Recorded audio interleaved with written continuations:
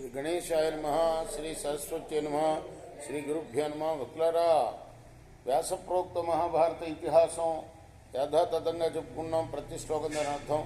ఇందులో భాగంగా నిన్నటి వరకు మనం ఆది సభారణ్య విరాట ఉద్యోగ భీష్మ ద్రోణ కర్ణ శల్య సౌప్తిక స్త్రీ పర్వాలని 11 పర్వాలు పూర్తి చేసాం. 18 పర్వాల్లో 12వదైన శాంతి పర్వంలో కూడా మనం 289 అధ్యాయాలు పూర్తి చేసి 290వ అధ్యాయంలోని 19వ శ్లోకం వరకు చెప్పుకున్నాం. ఈ రోజున 20వ శ్లోకం నుండి కొనసాగిద్దాం. కొనసాగించే ముందు వ్యాస భగవాను ప్రార్థన చేసుకుందాం. వ్యాసాయ విష్ణురూపాయ వ్యాసరూపాయ విష్ణవే నమో వై బ్రహ్మనిదయే వాసిష్ఠాయ నమో నమః. నారాయణం నమస్కృత్య నరం చైవ నరోత్తమం దేవీం సరస్వతిం వ్యాసం తతో జయముదీరయే. అంజనానందనం వీరం జానకీ శోకనాశనం కపీసమక్షంతారాం వందే లంకా భయంకరం. సదానింబవృక్షస్య మూలాధివాసాత్ సుధాశ్రావిణం దిక్కమప్యప్రియంతం తరుం కల్పవృక్షాదికం సాధయంతం నమామీశ్వరం సద్గురుం సాయినాథం. సమర్థద్గురు సాయినాథ్ మహారాజ్ కీ జయ. దమః క్షమా ధృతిస్తేజః సంతోషః సత్యవాజితా హ్రీరహింసా వ్యసనితా దాక్షంచేతి సుఖావః.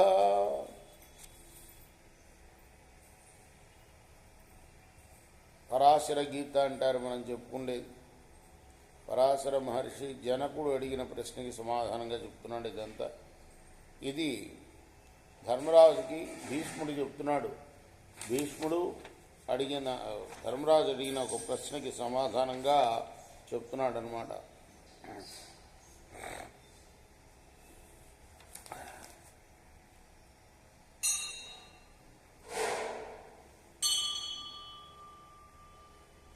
మానవుడు ఏ మంచి పని చేస్తే ఇహపరలోకాల్లో శ్రేయస్సును పొందుతాడు అది చెప్పమని అడిగితే దానికి ఇదివరకు జనక మహారాజుకి పరాశర మహర్షికి జరిగిన వృత్తాంతాన్ని చెప్తున్నాడు.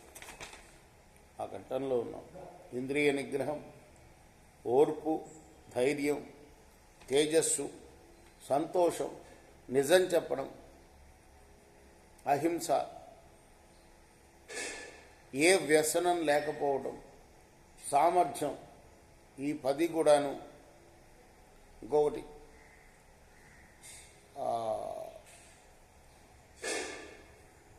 సిగ్గుతో ప్రవర్తించడం, ఎప్పుడు కూడాను ఏదో అహంకారంతో కాకుండా అంటే ఒక వినయంగా ఉండటం అన్నమాట. ఇంద్రియ నిగ్రహం, ఓర్పు, ధైర్యం, తేజస్సు, సంతోషం, నిజం చెప్పడం, వినయంగా ఉండడం, సిగ్గుతో ఉండడం, అహింస, తర్వాత ఏ వ్యసనం లేకపోవడం, సామర్థ్యం, ఈ 10 లక్షణాలు కూడాను సుఖాన్ని కలిగించే లక్షణాలు ఇవి.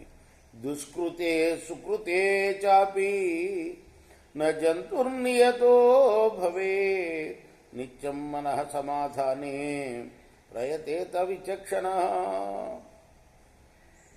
వివేకి అనేవాడు బతికినంత కాలం కూడా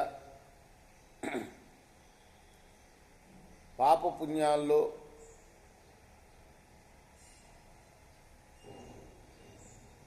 ఆసక్తులు కాకుండా తన మనస్సును ఎప్పుడు కూడా భగవద్ధ్యానంలో ఉంచడానికి ప్రయత్నం చేయాలి.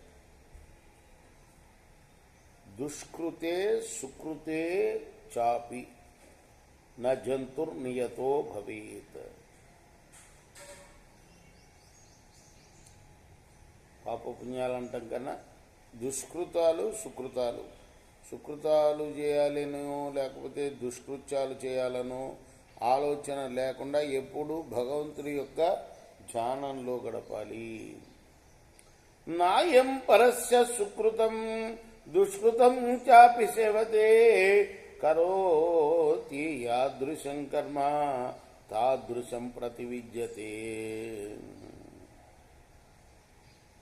జీవుడు ఎప్పుడు కూడాను తను చేసిన పుణ్యపాపాలని, సుకృతాలని, దుష్కృతాలని తాను అనుభవిస్తాడు. తాను ఎలాంటి పని చేస్తే అలాంటి ఫలితాన్ని పొందుతాడు.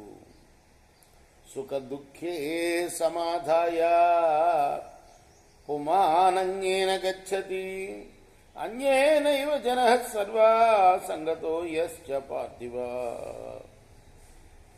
వివేకవంతుడు సుఖ దుఃఖాలని తనలోనే లీనం చేసుకొని ఇంకో త్రోవలో పయనిస్తాడు. అంటే మోక్ష మార్గంలో పయనం చేస్తాడు. దారాపుత్రాదుల్లో ఆసక్తులైన వారు అందరూ దానికి భిన్నమైన లోక మార్గంలో వెళతారు. అంటే మోక్షగామి ఎవరైతే ఉన్నాడో తనలోనే సుఖదుఖాలను లీనం చేసుకుంటాడు. అలా కాకుండా మరి భార్య పుత్రుల్లో ఆసక్తి కనపరిచేవాడు ఆ మార్గంలో వెళ్ళాడు. అందువల్ల వాడు పుడుతూ ఉంటాడు, గిడుతూ ఉంటాడు. పునరపి జననం పునరపి మరణం తప్పదు ఎవరికి? మోక్షగామి కానివాడికి, మోక్షాన్ని కోరుకోకుండా ఉండేవాడికి. పరేషాం యదసూయేత న తత్కుర్యాత్ స్వయం నరః యోహ్యసూయస్తథా యుక్తః సోవహాసం యచ్చతి. ఇతరులు ఏదైనా దుష్కృత్యం చేస్తే నిందించేవాడు తను ఆ దుష్కృత్యం ఎప్పుడు చేయకూడదు.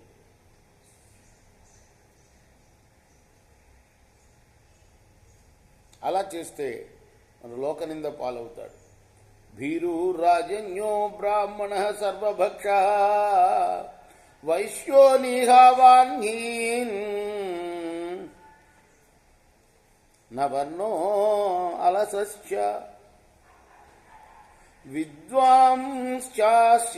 వృత్తహీనః కులీనః సచాద్విభ్రష్టో ధార్మిక స్త్రీ చ దుష్టా రాగీయుక్త కపచమానోత్మకేతో మూర్ఖో వక్తా నృపహీనం చ రాష్ట్రం ఏతే సర్వే స్వచ్ఛతాం యాంతి రాజన్ యశ్చాయుక్త స్నేహహీన ప్రజాసు.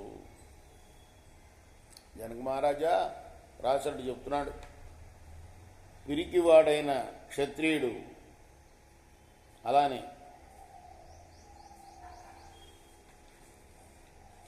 ఏది తినగచ్చో ఏది తినకూడదో తెలియకుండా అన్నింటినీ తినే బ్రాహ్మణుడు, ధన సంపాదన చేయకుండా సోమరిగా ఉండే వైశ్యుడు, పని చేయడానికి బద్దకించే శూద్రుడు, మంచి గుణాలు లేని పండితుడు.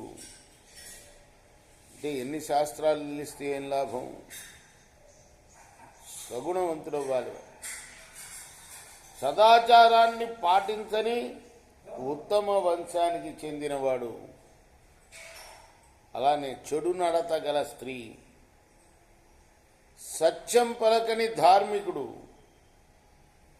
విషయాసక్తుడైన యోగి, తన కోసమే ఆహారం సంపాదించుకునే మానవుడు, మూర్ఖుడైన భక్త, రాజులేని రాజ్యం, ఇంద్రియాలను జయించకుండా ప్రజల మీద ప్రేమ చూపలేని రాజు, వీరందరూ కూడాను నింజులే, నిందించ తగిన వాళ్ళు వీళ్ళందరూ కూడా. ఇది చెప్తున్నాడు సూక్ష్మంగా పరాశర మహర్షి జనకుల వారు.